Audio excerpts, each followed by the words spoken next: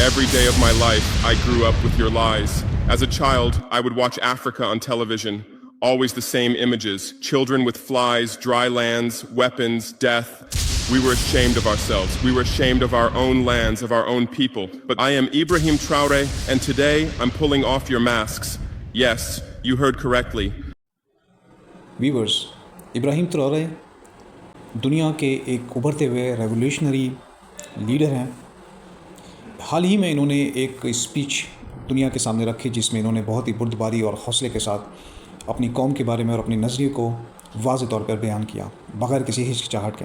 Speech internet पर available है और आपकी आसानी के लिए मैं इसकी ट्रांसलेशन कर रहा हूँ ताकि कोई भी इस तकरीर के अहम पहलू से महरूम ना रहे।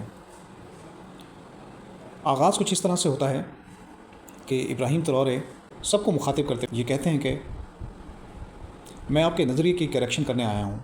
मैं हूँ इब्राहिम ट्राओरे और आज मैं आपके नकाब उतार रहा हूँ। आपने सही सुना।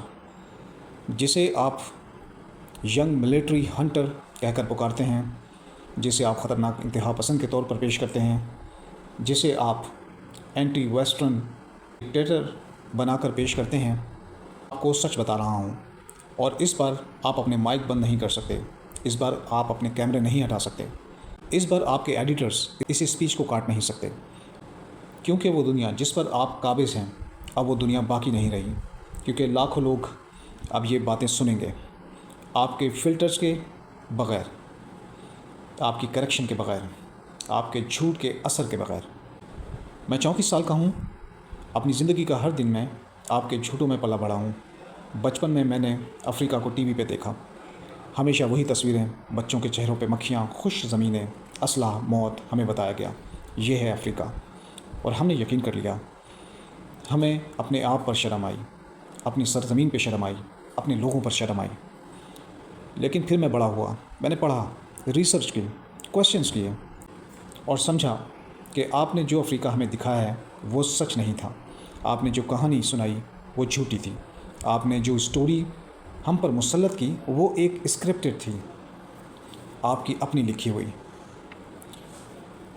सालों से आपने अफ्रीका को कैसा दिखाया, आपने इसे अपने व्यूवर्स को कैसा सेल आउट किया, जैसे हम इंसान ही ना हों, जैसे हम तहज़ीब से बाहर कोई वहशी मखलूक हों, जैसे हम बेचारे आपके रहम व करम के मोहताज हों। हर दिन, हर घंटा, हर लम्हा आपकी स्क्रीन्स पर एक ही कहानी चलती थी। भूख, जंग, बीमारी, करप्शन, दहशतगर्दी और तबाही। यही अल्फाज आपके अफ्रीका डिक्शनरी में हैं। ना कोई उम्मीद, ना कामयाबी, ना तरक्की, ना कोई मुज़ाहिमत, ना इज़्ज़त, ना फ़ख्र। तो मैं आपसे पूछता हूँ, न्यूयॉर्क टाइम्स, वाशिंगटन पोस्ट, गार्डियर, ली मोंड, क्या आपने कभी अफ्रीका की कामयाबियों को अपनी हेडलाइंस बनाया? कितनी बार आपने रवांडा की टेक्नोलॉजी पे लिखा? यही निज़ाम है और ये 100 सालों से इसी तरह चल रहा है और आप इसे नहीं देखना चाहते क्योंकि आप भी इसी निज़ाम का हिस्सा हैं। न्यूयॉर्क टाइम्स, CNN, BBC, आपको कौन फंड करता है? ऑयल कंपनीज़, माइनिंग कंपनीज़, असला फरोश या फार्मास्यूटिकल्स? वो कंपनियां जो अफ्रीका को लूटती हैं। आप इन्हीं के पैसों पर पलते हैं, इन्हीं के मफादात का दिफा करते हैं। मैं जो कुछ अब कहने जा रहा हूँ वो मेरी जान भी ले सकता है, मगर अब खामोश रहने का वक्त नहीं है। फ्रैंक, 14 अफ्रीकी ममालिक आज भी फ्रांसीसी करेंसी इस्तेमाल करते हैं। इन ममालिक के सेंट्रल बैंक्स के CFA फ्रांस का निज़ाम 50% ज़खायर फ्रांस के ख़जाने में जमा होते हैं। फ्रांस इन ज़खायर पर सूद लागू करता है, यानी हम अपनी ही रकम इस्तेमाल करने पर फ्रांस को अदायगी करते हैं। इस निज़ाम के ज़रिए फ्रांस हर साल अफ्रीका से $500 अरब के वसाइल निकालता है। क्या कोई इस पर लिखता है? नहीं। मगर जब फ्रांस 10 अरब यूरो की इमदाद देता है तो आप इसे ब्रेकिंग न्यूज़ बनाते हैं। बरतानिया का निज़ाम ज़्यादा स्मार्ट है। लंदन दुनिया का मनी लॉन्ड्रिंग सेंटर है, ऑफशोर पैराडाइज हैं। जर्सी, क्रेसी, कैमेन, वर्जिन आइलैंड सब बरतानिया के अंडर कंट्रोल। अफ्रीका का चुराया गया हर पैसा इन्हीं जगहों से गुजरता है।